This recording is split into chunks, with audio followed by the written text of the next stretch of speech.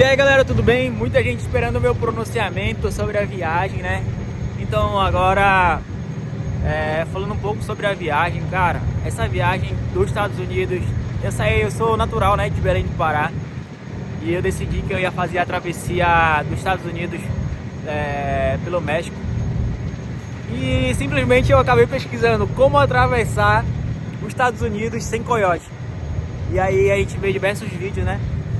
Então tracei uma rota e decidi que eu ia seguir, absolutamente sem dinheiro nenhum, só com a fé de Deus mesmo. E aí eu decidi, galera, que eu ia entrar nos Estados Unidos, ia ser o novo milionário. E aí infelizmente deu tudo errado, fui deportado. Mas o início dessa história é um sonho bem antigo, né? Desde criança eu tive sempre o sonho americano. Sempre quis mais, sempre quis ter mais. E hoje, graças a Deus, Deus me abençoou demais. E eu vou contar um pouco dessa história pra vocês, galera. Que eu saí de Belém do Pará com 150 dólares. Eu tinha a passagem já comprada, né? Eu tinha juntado, tinha uma motinho lá. E aí eu passei a parte dela. E depois eu peguei esses 3 mil reais e comprei a passagem para Bogotá na época. Aí de Bogotá eu comprei para El Salvador. Isso era a única passagem que eu tinha. Eu sabia que o resto da trajetória eu ia fazer de barco, do que fosse. Então eu saí com 150 dólares e fui diretamente para Bogotá, saindo de São Paulo. Então na minha saída de Belém do Pará para ir para São Paulo, fui de ônibus também. E aí fiquei alguns dias no Muquifo mesmo, no Muquifo lá em São Paulo. E depois um amigo meu falou, olha, fica aqui no meu apartamento assim, assim, assado. E fui pra lá com ele. Cara, foi uma história assim, muito emocionante, porque no meio do caminho eu fui encontrando pessoas que sempre me ajudaram, sempre me deram força. Não, mano, vai dar certo, não sei o que, assim, assado.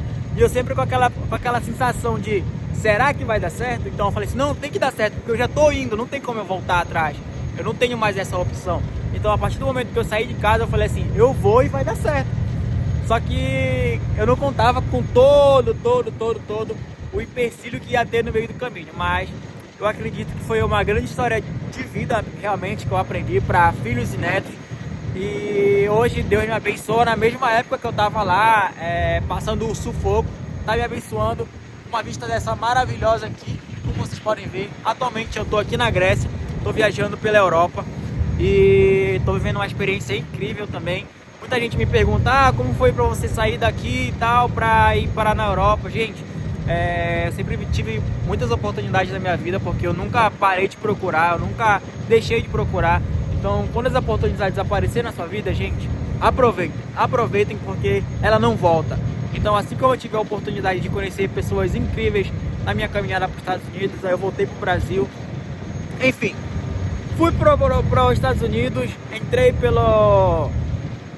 por El Salvador, passei na imigração lá. Cara, foi um perrengue doido, porque eu não tinha passagem, não tinha hotel. E na hora eu pesquisei lá no Booking e o cara da imigração vendo que eu tava nervoso. Enfim, paguei 12 dólares na época. E aí passei pela imigração, continuei minha viagem lá por El Salvador. Tinha um rapaz que tava me auxiliando, ele falou assim, mano, você vai fazer essa rota assim, assim, assim, assado. E aí eu fui seguindo a rota dele, mas chegou a certo momento que não deu mais, que tinha muitas pessoas que estavam sendo sequestradas, e vocês já sabem, né? Então muitos cartéis estavam atuando naquela área ali, já que seria a rota. E eu decidi mudar a rota que eu tava fazendo. Cara, é uma viagem assim que eu não indico pra ninguém fazer. Não venham me pedir, como é que eu posso fazer e tal, a rota assim, essa... Eu não vou falar, eu não vou explicar pra vocês, porque, gente, é a sua vida que tá em jogo. Eu não vou arriscar, falar assim, olha, vai fazer isso assim, assim, assado, porque eu não vou arriscar a vida de ninguém, eu não vou botar a vida de ninguém em perigo, eu não vou botar famílias em perigo. Porque assim, assim como eu tive meu sonho, eu sei que outras pessoas também têm esse sonho de querer ir pra América, de querer. Então hoje eu tô vivendo aqui, basta muito esforço. Eu tive que aprender inglês lá preso, eu tive que aprender espanhol lá. Então, cara, foi uma luta bem grande, foi uma luta assim como psicológica que você passa, porque você passa fome, você passa sede, é um perrengue. Não adianta eu falar, sua viagem você vai pegar um avião e vai descer lá. Não é, gente, é muito ruim a viagem. Então você passa fome, você passa sede, eu passei frio, eu passei fome. Então na minha ida pra lá, até El Salvador tava super tranquilo, de boa, super seguro com o novo governo que tá lá, né? Quando eu entrei na Guatemala, começou a pura corrupção total corrupção na Guatemala. Desde já eu não tenho um grande amor pela Guatemala, porque eu passei um sufoco lá, me roubaram meu dinheiro, domino um posto lá e sou muito grato, gente, sou muito grato, porque sempre pessoas boas apareceram no meu caminho. Passando pela Guatemala, cheguei a dormir num posto lá de gasolina, aí tinha dois senhorzinhos armados, me deram a escolta lá e me deram uma comida. Eu lembro na época eu dormi na rua, gente, tava muito frio, e eu não tinha ido com roupa de frio, eu tinha ido com uma mochila e um sonho. Então eu saí de El Salvador para ir para Guatemala, cara, praticamente sem dinheiro nenhum. Foi aí que eu tive que apelar para meus amigos do Instagram, para minha família. Então teve muita gente que me ajudou até onde pôde. Então eu falei assim, cara, o que eu vou continuar fazendo? O que eu vou fazer? E aí eu tive que usar a inteligência. Eu falei, vou me aliar às pessoas que estão indo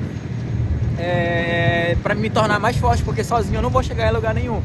Enfim, atravessei ali a Guatemala. Vocês podem ver que tem uma travessia que eu faço acho que é no segundo vídeo que eu faço, que é para Guatemala, que é no caiaque. Enfim, caiaque não, é uma jangada que é feita lá. E eu paguei 20 e poucos centos. Quando eu atravessei, já tinha um cartel lá do outro lado para me taxar as coisas que, tipo assim, cara, eu não tinha dinheiro, eu tinha, tipo, eu dei comida pros caras. Eu lembro na época, eu dei comida pra eles lá, porque era pra eles dar pra galera que eles estavam levando. Então eu dei a comida que eu tinha e eu passei um perrengue. Liguei pra um amigo meu pra mandar um pix pra mim, que eu transformava, né, na Oxxo. A gente transformava na Oxxo lá em pesos. E aí, cara, foi um desespero total. Então eu segui pra sentido Tapachula. Quando eu segui do Tapachula, eu tinha 400 pesos, que era um amigo meu que tinha enviado, e era o único dinheiro que eu tinha. Aí eu segui. Quando eu segui, o único dinheiro, na terceira ou segunda imigração me pegaram, fiquei preso 3 dias no México. Aí, dentro dessa detenção, conheci algumas pessoas lá que puderam me ajudar. Imagina só, eu sem falar inglês, sem nada, e a pessoa te olhar assim e falar assim, não, eu vou te ajudar. Aonde, gente? Aonde? Cara, muitas pessoas boas nesse mundo também, assim como existem pessoas existem muitas pessoas boas. E eu acredito sim que eu era um cara muito iluminado por passar por tudo que eu passei com tão pouco. E ele falou assim, não, vou te ajudar, e eu sou grato até hoje. E aí, graças a Deus, ele conseguiu entrar nos Estados Unidos. Fico feliz por ele, hoje ele está trabalhando lá. Meu amigo Mohamed, né? Então ele falou que até quer casar com uma brasileira. Quem quiser casar com ele aí, já fala comigo, que ele falou que quer casar com uma brasileira. Então, brincadeiras à parte, ele falou assim, não, vou te ajudar. Com um pouco que ele tinha, ele me ajudou e tal. Fomos atravessando cidades. Chegou a certo momento que ele não conseguiu mais me ajudar. Ele falou, não consigo mais te ajudar, senão eu não vou me ajudar. Eu falei, tudo bem. Chegando no aeroporto de Tuxtla Gutiérrez, eu conheci outro cara lá, que era o nome dele Jesus, era um peruano, falava espanhol, eu não falava absolutamente nada de espanhol. E aí ele falou assim, eu vou te ajudar também. Conhecemos um salvadorenho lá, que chegou a me dar uma bíblia. Falou assim, ó, leva essa bíblia contigo que tu vai ser abençoado. Enfim, eu recebi o presente lá nesse aeroporto. Eu lembro que esse salvadorenho vendeu o tênis dele pra trocar por um pedaço de frango e alguns biscoitos que a gente tava lá sentado, né?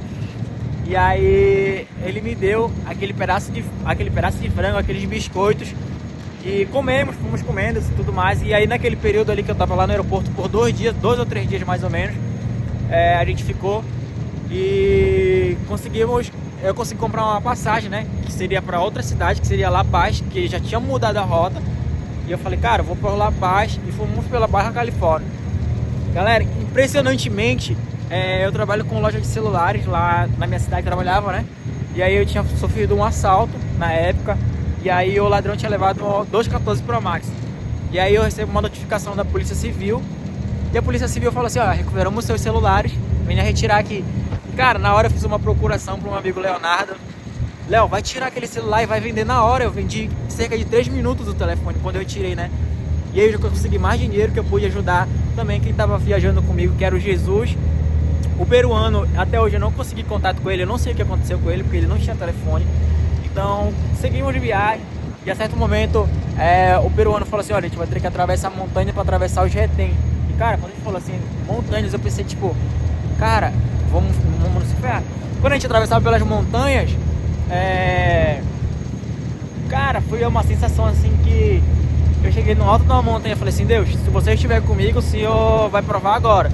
E aí, cara, foi uma sensação assim, quando a gente atravessou a montanha, tinha um amigo do peruano lá, né, esperando a gente, do nada, porque ele já tinha combinado, eu não sabia, já tinha combinado com o rapaz lá, e o cara falou assim, ó, eu vou chegar lá, um exemplo, 3 horas da tarde, e a gente chegou 6 horas da tarde, e acredita, gente, o cara passou às 6 horas da tarde lá, ele falou, tive um contratempo assim, assim, assado, e por isso que eu cheguei agora. Eu falei, caraca, a hora que a gente tinha acabado de passar lá no retém da imigração, ele passou e ajudou a gente também. Ele era um dos coiotes lá que também ajudava.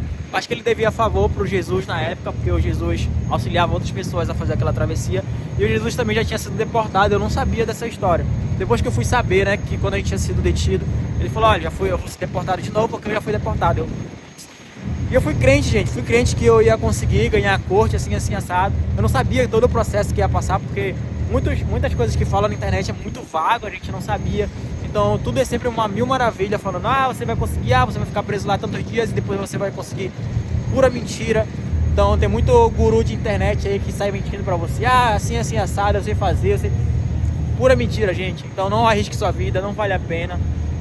Procure outro meio, venha pra Europa, venha trabalhar na Europa.